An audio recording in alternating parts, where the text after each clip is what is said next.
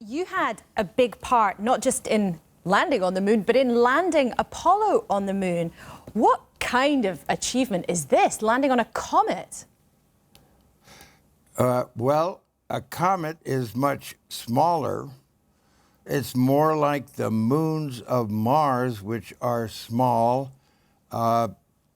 Landing on the moon, we had humans in control of the spacecraft, and the European Space Agency Control Center was 30 minutes one-way communication, so everything had to be done automatically with communication updates, realizing that it would take an hour before a command could be executed. So an awful lot had to be put together so that this lander could essentially do things on its own. I know a little bit about things because I'm really interested in humans permanently occupying the surface of Mars. But in terms of this moment, what was it like for you when you were moments away from achieving your goal? And what would it have been like for this team when they were on the verge of achieving theirs? Well, when the light came on saying low fuel and Mission Control in Houston said 60 seconds, that's how much fuel we had left. We were still 100 feet above the surface, and I was getting a little concerned. When the call came out from Houston, 30 seconds, we were 10 feet, and I felt much, much better, and we probably shut down with maybe 15 seconds of fuel left.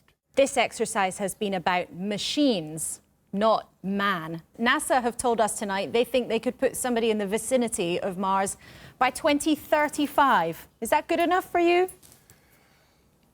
Well, my schedule is pretty much like that. However, by that time, I think we should have assembled from Earth a number of modules that have been landed every 2-year opportunity. And then with astronauts at the moon of Mars, they can do the final assembly. And if they're successful, in about a year, they could land. Do you think that America is doing enough now? In your time, they were so far ahead of everywhere else in terms of space exploration. What now? Well, we haven't been funding space as much as it needs to. It's only 0.5% of our budget. We need more money, maybe double that 1%, and then ramp it up to what we estimate in 2035, 2040, we would need to be able to land people and prepare for their permanence on Mars. So people, in your view, shouldn't just land on Mars, they should live on Mars permanently. That's right, that's right. To lift them off from the surface and then to bring them back after they've been there for a year, year and a half, is more expensive because of the ascent craft, and carrying that interferes or makes more difficult the landing of the human beings.